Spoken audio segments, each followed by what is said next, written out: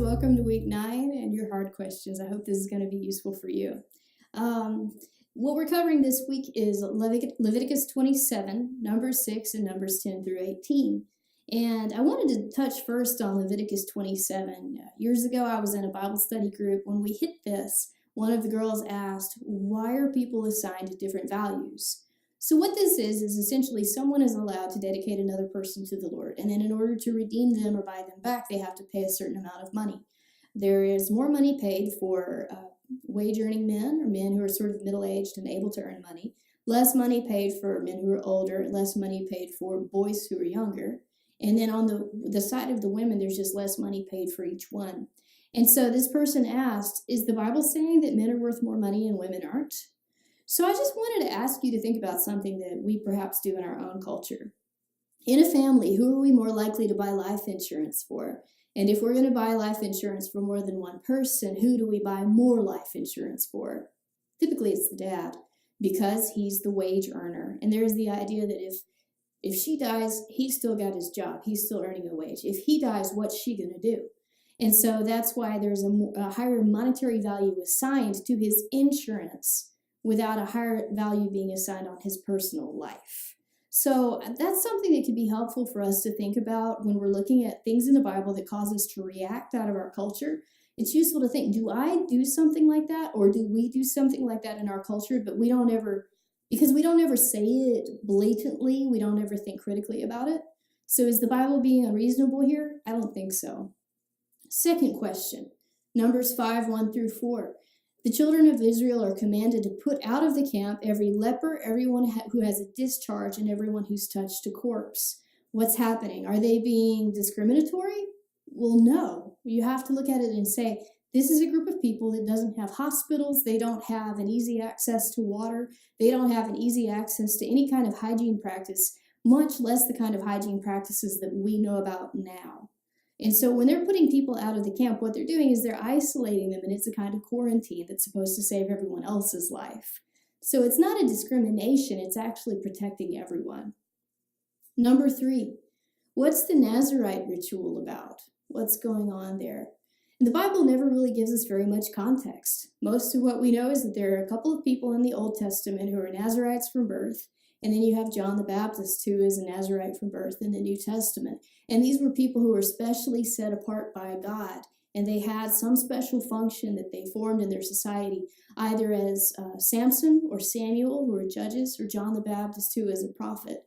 But these are people who set themselves apart, and it was obvious that they were set apart. I think personally that probably formed a kind of accountability, because you had a person who couldn't cut their hair, you had a person who couldn't eat things that were based on the fruit of the vine or anything leaves of the vine, which to us maybe sounds weird, but there are people who eat grape leaves all the time, even now.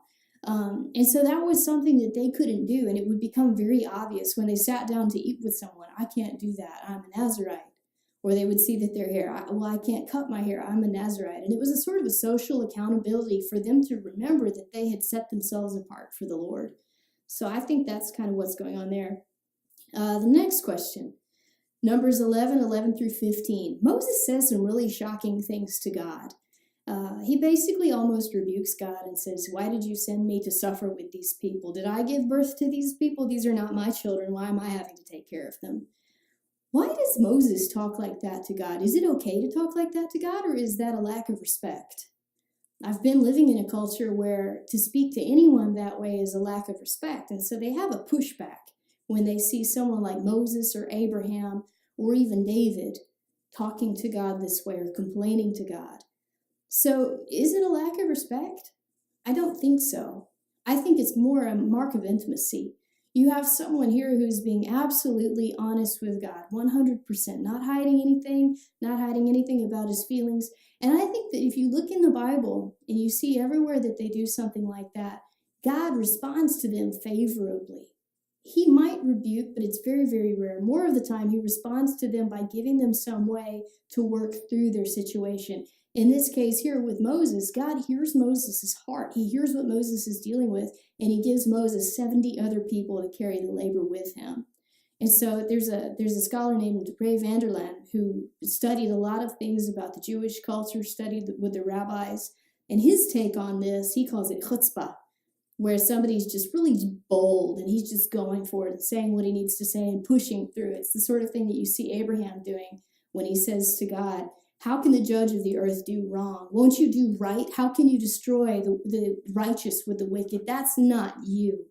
And you see how well God responds to that, just because he's taking God's character into account. And he's arguing with God based on who he is and what he's promised and what his character is like. And I think you see God respond favorably to that in the Bible. So I want to encourage you to be radically honest with God. It's not like he doesn't know what's in your heart anyway. Next question. Numbers 5:11 through 31. There's this time where a man can have a spirit of jealousy over his wife, and he can suspect her of adultery. And so then he can take her to the temple, to the priest, explain what's going on, and she has to go through an ordeal of bitter water, where they scrape up some of the dust from the floor of the tabernacle. She drinks it, and then her body will respond to that. So what's going on here? One of the things that I've learned recently from my dad is that this was a check on people's feelings. So I've lived, again, like I said, in a culture where this kind of thing would happen. There was a lot of machismo and a lot of suspicion over women. A lot of men would keep their wives in the house all day long, wouldn't let them go to the grocery store even, because they had such a spirit of jealousy about them that they assumed that anyone that their wife talks to, even the mailman, was someone who she was potentially having an affair with. And that's how much jealousy was there. So one of the things that this passage does is it reigns over man's jealousy. So you're jealous. Can you just lock her in the house? Can you beat her? No.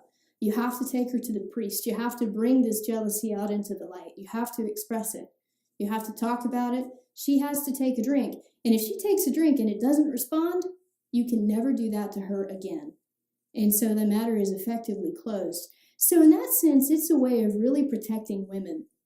Now, the Jews themselves didn't always know what to deal with this, because as I was researching it, they had some trouble with this idea. They said, what happens to the man if she actually does end up responding to this water in her thyroids and all that? There were some Jews that thought perhaps the accused man or the other man out there will also get sick at the same time. We don't really see any evidence anywhere of that. And then there was a certain time where they just did away with that altogether, because they said there's no equivalent law for a man. One thing that we need to remember when we're looking at the Bible and we're looking at the system of laws that is presented in the books of Moses, it's a legal code. A legal code deals with what is. A legal code deals with what has happened, what someone has done, and it puts some limits on what someone else can do. But it's always limited by the amount of proof that people are able to get hold of. And so if you look at this in their time, were they able to do a DNA test? There was no, getting on a talk show and revealing who the father was. All they had were the proofs that they could get within the limits of science as it was available to them. And so what we see happening in the law is very good and very useful within the limits of what they had available to them at the time. So that's a little bit of what we see there in Numbers 5. Numbers 13, 31 through 33. What's with the giants? The Israelites send 12 spies into the land. They go, and 10 come back and say the land is full of giants. There's no way we can take it over. And we looked at this back in Genesis 6 when we said, who are the giants? Who are the Nephilim that are mentioned there? And one of the conclusions that I gave was that they're tyrants who fall on other people. So what's happening here? Because here it says that they're giants, they're descendants of Anak, so they're children of Anak. They're only referred to as Nephilim in Numbers 13, 31, or 32. Numbers 33, I'm sorry. So they're only referred to as Nephilim there. Everywhere else in the rest of Scripture, they're actually referred to as Rephaim. My suspicion is that they went in, they saw these big people, they looked at them, and they said Nephilim. These are big, giant people who fall on other people. And when they had done a little bit more research, they found out who they actually were. Rephaim is a proper name. It's actually descendants of someone named Rapha in this case. And so you have a family that had genetically this propensity toward very large people. And later on in the time of David, we hear of a man from Gath who's a child of Rapha, or a child of the giant. There are people who thought that it might be Goliath.